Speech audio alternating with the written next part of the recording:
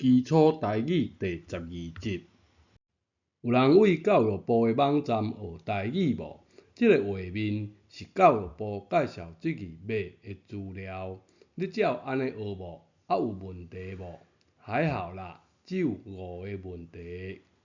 马就是轻声马。学教育部罗马拼音的人，一世人毋知影马是轻声马，这是第一个大问题。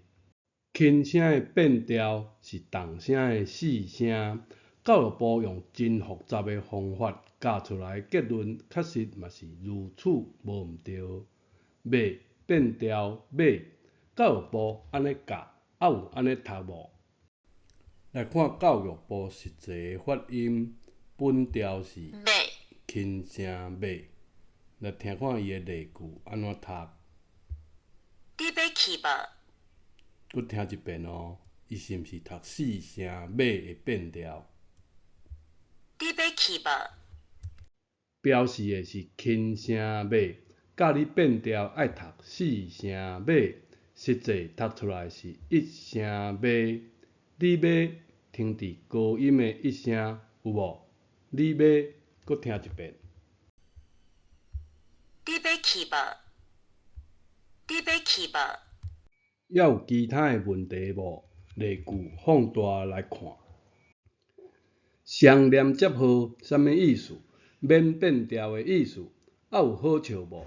你爱变调音标示，免变调的煞得画蛇添足啦。过来，轻声马，实际读音是一声，如何标示呢？无标示，你家己想办法。有问题哦，标示的是三声无，实际读出来是假声无。搁听一遍，听看卖，我有乱讲无？你要去无？你要去无？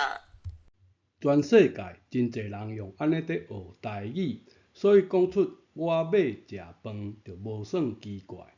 如何是好呢？试看咱开发的台语标音器来练习读音。先输入咱要爱的字，你要去无？查询。有的字有一字几个音，所以爱先选音。你一个音，就免搁选其他的音。马几个音，选咱要爱的音。去一个音。无选咱要爱的即个音。安尼即句就选好啊。选好加入句子来改做词句音。你爱变调，就加一个变调符号。马变调是四声马，但是实际上是一声，所以就搁变调一解，变一声的马。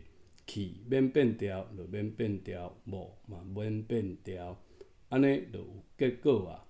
一般看我的节目，我就是安尼标示词句音加汉拼。咱即摆搁加一个台落来参考看卖，产生结果。词句音你就照安尼念，你要去无？若台落也是汉拼，遮就拢标示本调，但是有标示爱变调的，就爱标示出来。你爱变调，马变调2解，所以就双连接号。去免变调，无免变调。安尼，咱就有一个好参考的标音啊，这就是咱的台语标音器。